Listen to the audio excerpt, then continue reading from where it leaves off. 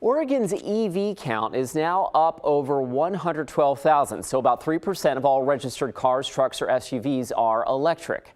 Transportation accounts for about 30% of Oregon's greenhouse gas emissions, so moving away from gas-powered cars remains a state priority.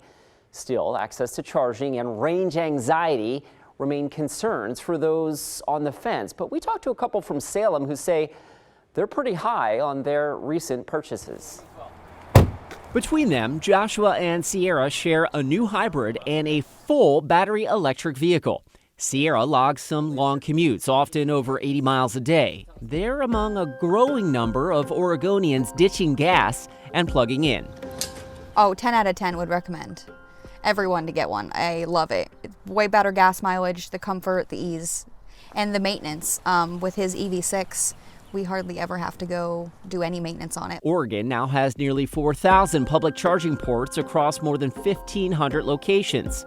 More than 1,000 of those are DC fast chargers, the kind long-distance commuters depend on. If I had more access to, like, the Electrify America chargers, those are the ones that would be the most advantageous for me to use. Despite a pause in federal funding, Oregon continues building out fast charging corridors along I-5 south of Eugene, the length of US 97 and I-205, with stations every 50 miles or less.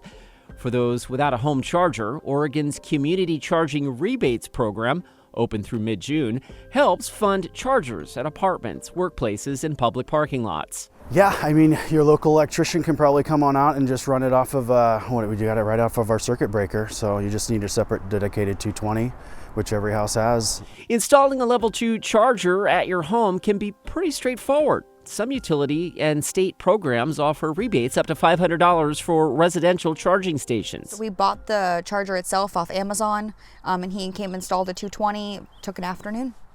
It's great, less than $300 to get it installed, and we spent about $200 on the unit itself, but we haven't noticed an increase in our electric bill.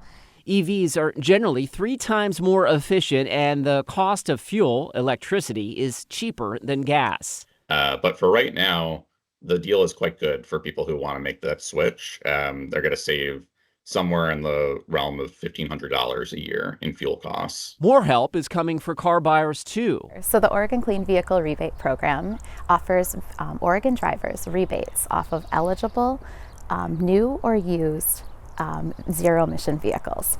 DEQ will announce that purchase window soon. It offers up to $7,500 off a qualifying new or used EV. If I were talking to someone who is really just chewing on it, my first question would be, well, what it's for most folks to answer that question is range anxiety. And so we just kind of talked about if you're not really going that far, the average batteries now are over 280. So I don't see that being an issue for you. And for the old ideas about electric cars being slow? If you haven't gone on YouTube or you don't think it's real, you see some of these things beating Lambos off the starting line. Yes, EVs are definitely not golf carts. Okay, so a little bit more about the Oregon Clean Vehicle Rebates. As mentioned, that purchase window will open up later this spring. DEQ will announce that soon.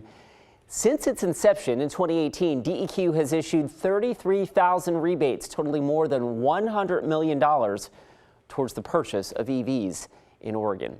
And that's Good Energy. I'm Chris McGinnis.